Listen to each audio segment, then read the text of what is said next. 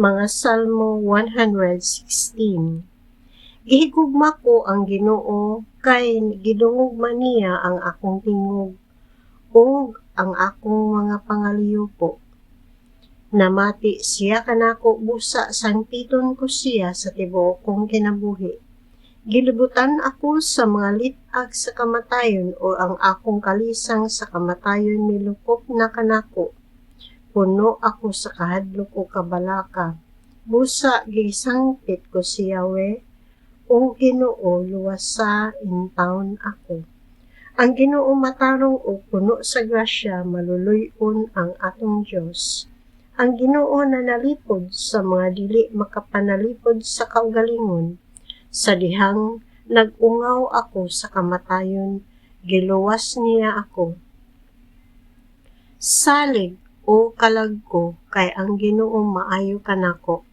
Giluwas niya ako sa kamatayon, gipahira niya ang akong mga luha o gilikay ako niya sa kaparutan. Busa naglakaw ako atubangan sa Ginoo diha sa yuta sa mga buhi. Nagpadayon ako sa pagtuo bisag miingon ako. Nagantos ako pag-ayo bisag nahadlok ako.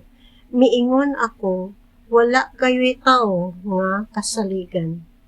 Unsay ibalos ko sa Ginoo tungod sa tanan niyang kaayo kanako? Magdala akong halad nga bino ngadto sa Ginoo aron sa pagpasalamat kaniya tungod sa pagluwas niya kanako. Ihatag ko ang gisaad ko ngadto sa Ginoo atubangan sa tanan niyang katawhan. Pagkasakit sa bation sa Ginoo kung mamatay ang usa sa iyang katawhan. O Ginoo, nag-alagad ako kanimo sama sa akong inahan. Giluwas mo ako gikan sa kamatayon. O Ginoo, ihalad ko kanimo ang halad sa pagpasalamat. O mag-ampo ako kanimo.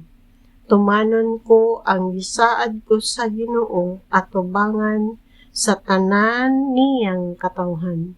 Diha sa hawanan sa templo, didto sa Jerusalem. Dayga ang Ginoo.